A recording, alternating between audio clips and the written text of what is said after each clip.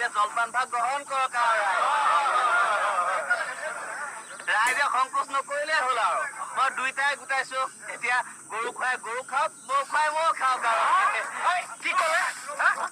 নামঘৰীয়ে কি ক'লে শুনিলেনে গৰু খুৱাই গৰু খাওক মহ খুৱাই মহ খাওক আমি নুচোৱেই বিনাখনৰ কোনো নামে নাৰায়ণ মই সেয়া কথা কোৱা নাই পতা মুখৰ বাই মই সেয়া কথা কোৱা নাই নহয় দৈ গাখীৰৰ কথা কৈছিলো ক্ষমা কৰি দিয়ক ৰাইজ ক্ষমা কৰি দিয়ক ইংৰাজীতে আছেই নহয় মেন ইজ মৰ্টেল মানে মানুহ মাত্ৰাৰ ভুল হয়ে আৰু কি তেওঁ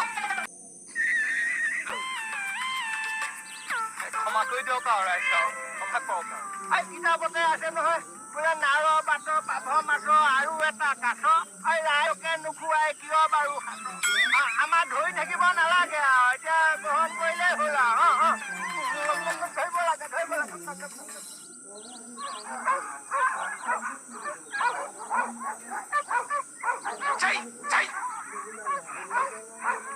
দেখিলা মই আজি ভকত নেমাতি কুকুৰ সোমাকে খাবলৈ মাতি শুনিছে ৰাইজ শুনিছে এইবোৰ শুনাৰ পিছত ইয়াত আৰু থকা কোনো চুক্তি নাই নামঘৰীয়া কি কৈছে